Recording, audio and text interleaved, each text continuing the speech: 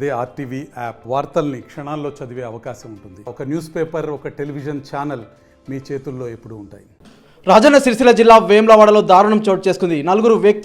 ఇద్దరు వ్యక్తులపై అయితే దాడికి పాల్పడడం జరిగింది. ఈ దాడిలో ఒక వ్యక్తి అయితే మరణించడం జరిగింది, మరో వ్యక్తి అయితే ఆసుపత్రికి పాలు కావడం జరిగింది. దీనిపై సీరియస్గా ఉన్నటువంటి వేములవాడ పోలీసులు అయితే వారిని అయితే రిమాండ్కి అయితే తరలించడం జరిగింది. ప్రస్తుతం ఇదే అంశానికి సంబంధించి మనతో మాట్లాడడానికి వేములవాడ టౌన్ సిఐ వీరప్రసాద్ ఉన్నారు. ఒకసారి వారితో మాట్లాడదాం.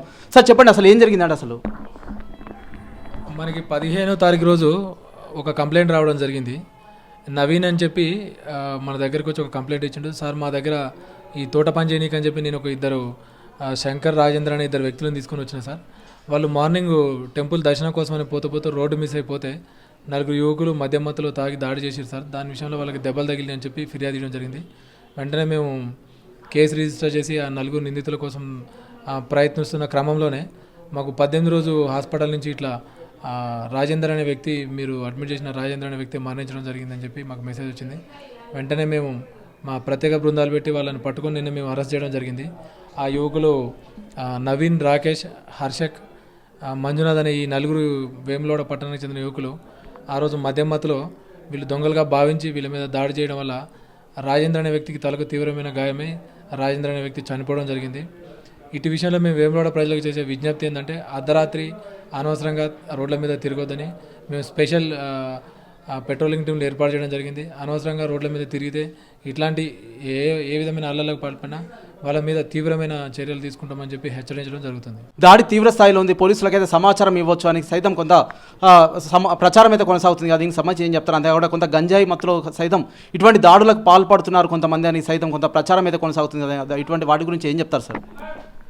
గంజాయి దాడి అనేది ఏం లేదు. కాకపోతే వీళ్ళు ఆ రోజు పండగ సంక్రాంతి ఉండడం వల్ల యువకులు తాగి ఉన్నట్టుగా మాకు తెలిసింది.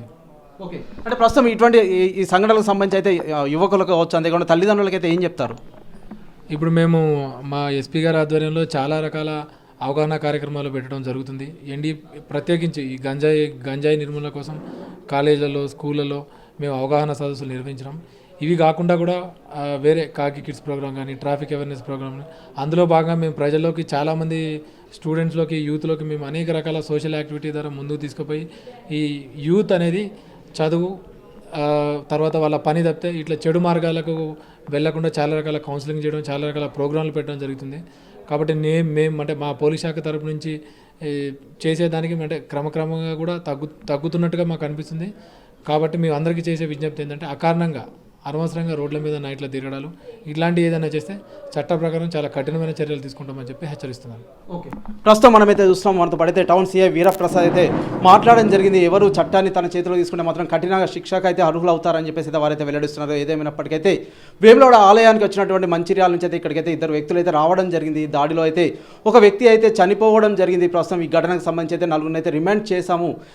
అర్ధరాత్రి అయితే ఎవరు బయటకు రావద్దు, ఏదైనా అవసరం ఉంటేనే రావాలి అని అయితే వీరైతే వెల్లడిస్తున్నారు. ఏదైనప్పటికైతే ప్రస్తుతం అయితే వారైతే రిమాండ్కి తరలించినట్లయితే సిఐ చెప్తున్న పరిస్థితి అయితే మనమైతే వేములవాడ టౌన్లో అయితే చూస్తున్నాం. Over to studio. మరిన్ని వీడియోస్ కోసం ఛానల్ ని సబ్స్క్రైబ్ చేయండి. లేటెస్ట్ అప్డేట్స్ కోసం వాట్సాప్ ఛానల్ ని ఫాలో చేయండి. అండ్ లింక్ డిస్క్రిప్షన్ లో ఉంది.